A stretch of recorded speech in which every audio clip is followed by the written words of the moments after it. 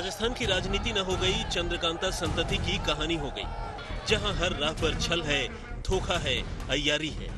एक ही पार्टी में कोई ईर घाट है तो कोई बीर घाट। मुख्यमंत्री अशोक गहलोत की राह का सबसे बड़ा कांटा दूर हो गया, लेकिन वो अब तक खुद ही मुतमईन नहीं है। गहलोत अब सचिन पायलट पर अपनी भड़ास निकाल रहे हैं। गहलोत का दावा है कि पायलट बीजेपी के साथ पैसे की डीलिंग में शामिल थे।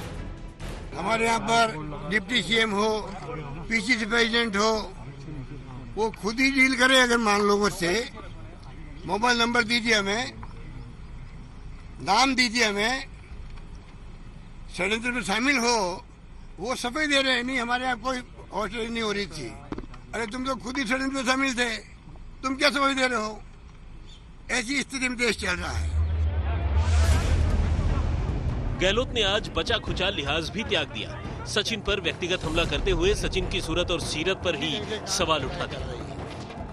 कोई अच्छा इंग्लिश हिंदी बोलना, अच्छी बाइट देना, वो सब कुछ नहीं होता है।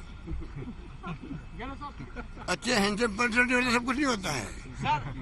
आपके दिल में क्या है देश के लिए, आपका कमिटमेंट क्या है, आपकी विचारधारा, नीति, कार्यक्रम जो है आपकी पार्टी के, कितना बड़ा कमिटमेंट है आपका, ये सब देखा जाता है आपको।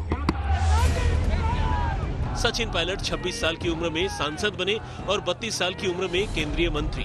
उसके बाद उन्हें राजस्थान का उप मुख्यमंत्री बनाया गया। कांग्रेस अब बार बार यही दुहाई देकर शीर्ष नेतृत्व का पायलट पर एहसान गिनवा रही है। सांसद से लेकर केंद्रीय मंत्री से लेकर चुनाव हार जाने के बाद प्रदेश कांग्रेस कमेटी के अध्यक्ष से लेकर और उसके बाद प्रदेश के उप मुख्यमंत्री तक लगभग 14-15 साल के ही अंतराल में श्रीमती सोनिया गांधी और श्री राहुल गांधी जी द्वारा हमारे इस युवा साथी को प्रोत्साहित करके कांग्रेस ने आगे बढ़ाया। इसी बात को लेकर अशोक गहलोत 4 कदम और आगे बढ़ गए। बोले कि सचिन पायलट की बढ़िया से रगड़ाई नहीं हुई है, तभी उनकी महत्वाकांक्षाएं इतनी बढ़ गई हैं। 40 साल जो आज लीडरशिप है देश के अंदर, हम लोगों की 40 साल पहले थी, उनकी खूब रगड़ाई हुई थी यूथ कांग्रेस के एनएसए में। 40 साल के बाद में हम जिंदा हैं। कि नई पीढ़ी जो आई है, जिसके बारे में हम कहते हैं हम उनको पसंद नहीं करते, बिल्कुल गलत है। मैंने कहा इनकी रगड़ाई नहीं हुई थी, इसलिए तकलीफ होती है। ये समझ नहीं पा रहे, इनको केंद्रीय मंत्री बन गए, पीसीसी अध्यक्ष बन गए। अगर रगड़ाई होती तो और अच्छा ढंग से काम करते थे। इस बीच सचिन पायलट ने इंडिया टुडे के साथ एक एक्सक्लूसिव इंटरव्यू में साफ कहा कि वो बीजेपी में नहीं जा रहे। इस पर तंज कसते हुए कांग्रेस के प्रवक्ता रणदीप सुरजेवाला ने कहा कि अगर ये सच है तो आप हरियाणा सरकार की मेजबानी छोड़ दीजिए।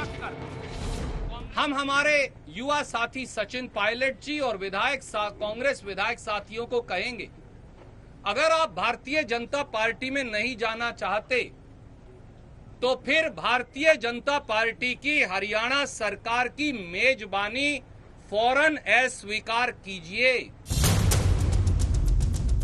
राजस्थान की डामाडोल राजनीति के बीच गहलोत गुट के विधायक 5 स्टार होटल में मौज काट रहे हैं, जबकि कांग्रेस सचिन पायलट और उनके समर्थकों को अयोग्य घोषित करने की तैयारी में जुट गई है। इसी के तहत विधानसभा स्पीकर सीपी जोशी कार्यालय की तरफ से सचिन पायलट समेत 18 असंतुष्ट विधायकों को नोटिस जारी किया गया है। ये नोटिस सभी विधायकों के आवास पर चिपकाए गए हैं। दरअसल राजस्थान सरकार के मुख्य सचेतक महेश जोशी ने विधानसभा अध्यक्ष सीपी जोशी के पास शिकायत दर्ज कराई थी। शिकायत में कहा गया था कि सचिन पायलट और उनके साथ गए विधायकों ने व्हिप का उल्लंघन किया है। नोटिस में कहा गया है कि मुख्य सचेतक महेश जोशी ने आपकी विधानसभा सदस्यता खत्म करने की याचिका दी। इस याचिका को दर्ज कर लिया गया है। आप 17 जुलाई दोपहर 1 बजे से पहले विधानसभा में उपस्थित होकर जवाब दें। नोटिस में 17 जुलाई तक विधायकों का जवाब नहीं आने पर एक तरफा कार्रवाई की चेतावनी दी गई। फिलहाल स्पीकर का नोटिस मिलने के बाद पायलट दिल्ली में संविधान और कानून के जानकारों से राय मशविरा कर रहे हैं। गहलोत गुट ने विधानसभा सचिवालय के जरिए बागी विधायकों को नोटिस भेजकर साफ कर दिया है कि अब समझौते के मूड में नहीं है। जो नोटिस विधानसभा के सचिव के नाम से बागी विधायकों को भेजा गया है, उसमें साफ लिखा है कि सरकारी मुख्य सचेतक ने शिकायत की है कि दल बदल कानून के तहत व्हिप जारी करने के बावजूद आप लोग विधायक दल की बैठक में हिस्सा नहीं लिए हैं। ऐसे में 17 जुलाई तक आप अपना पक्ष भेजें। अगर नहीं भेजते हैं लिखित में या मौखिक रूप से तो एक तरफा कार्रवाई कर दी जाएगी। उधर मानेसर में डटे हुए पायलट गुट के विधायकों ने कहा कि इस तरह से नोटिस भेजने का कोई कानूनी अधिकार नहीं है। कैमरामैन शर्मा के साथ शरद कुमार, जयपुर आज तक।